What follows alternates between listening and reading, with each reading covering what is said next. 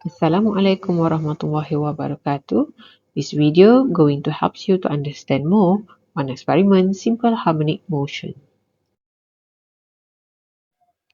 This video is divided into 4 parts where you are going to see the concept of Hooke's law itself and then applying it to run the experiments in measuring the spring constant and looking at the concept of simple harmonic motion itself, and finally, how to run the experiments in getting the value of the periods of oscillation.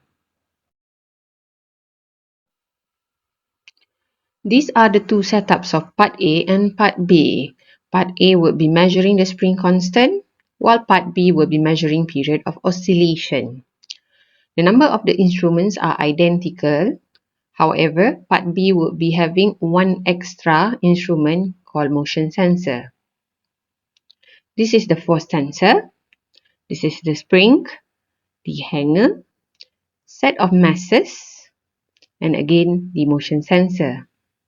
As the name implies here, which is force sensor, it is used to measure whatever force that it experiences, while motion sensor able to detect motions of the nearby object by means of measuring time and distance.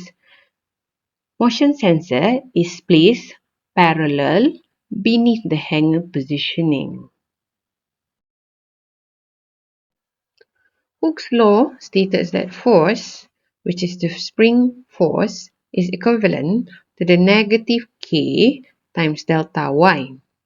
K is the spring constant or the stiffness of the spring. Delta Y will be interchangeably used with delta X. In this case, it is customized to be used as delta Y because the elongation of the spring occurred in the Y dimension. Now observe this line. This is the positioning of equilibrium, which we will note that Y equivalent to 0. After we added mass, as in the picture shown here, we need to measure the new positioning and manually calculate the differences of Y. The differences here is called the stretch. This picture shows how we are going to determine the positioning position where noted as Y equivalent to 0 or the equilibrium positioning. During this moment, the hanger is already attached to the end of the spring.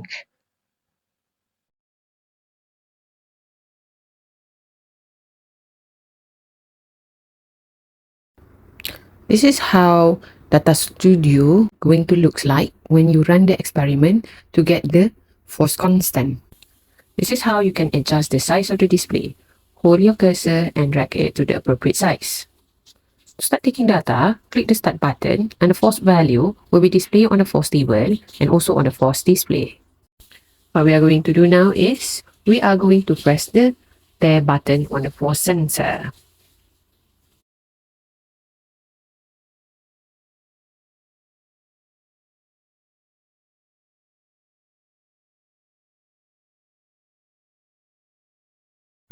Observe now that the force value display is almost reduced to almost 0. Now wait for a while to make sure that the force value is really 0. Once it's 0, click the Keep button.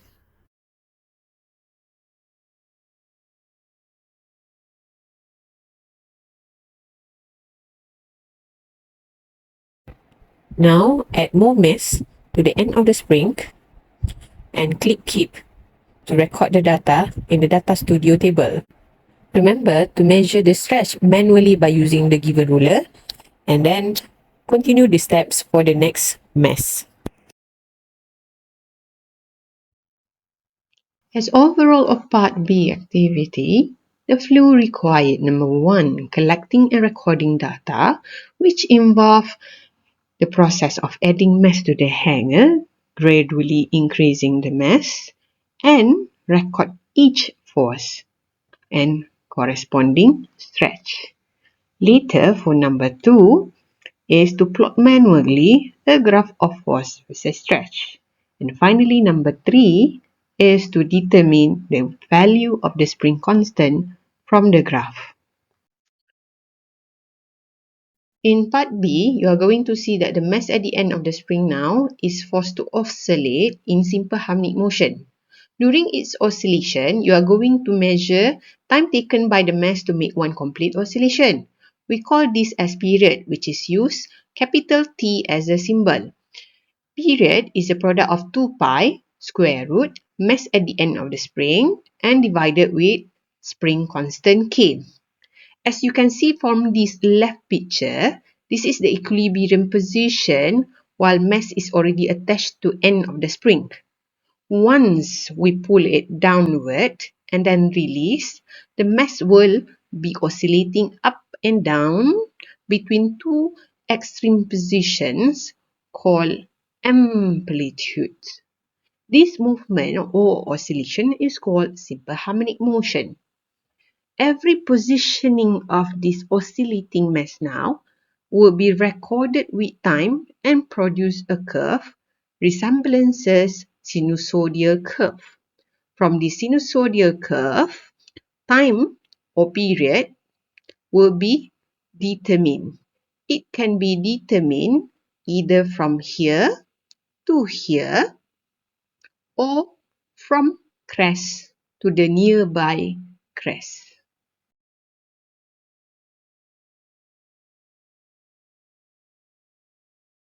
Pull the mass down by 5 centimeter and then release it. Then allow it to oscillate a few times to reduce side-to-side motions before clicking the start button. This is a recording to show to you how simple harmonic motion curve is created when mass at the end of the spring is pulled down and oscillates up and down.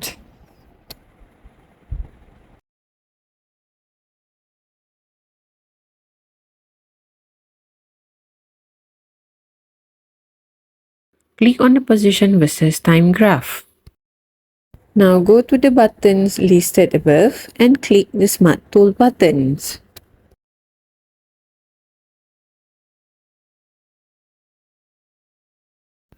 A reading of XY coordinates will appear on your graph now.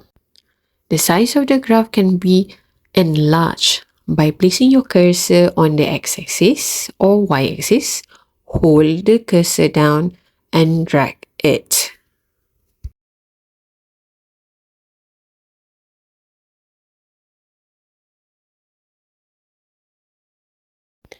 Now, what you're going to do is you're going to measure the value of period from the sinusoidal graph. So, move your smart tool to the first peak and record the value of the time. Be wary whether the time is the x or the y coordinates. Think. Now, move your cursor to the neck peaks. And again, repeat the same procedure by recording the value of the time.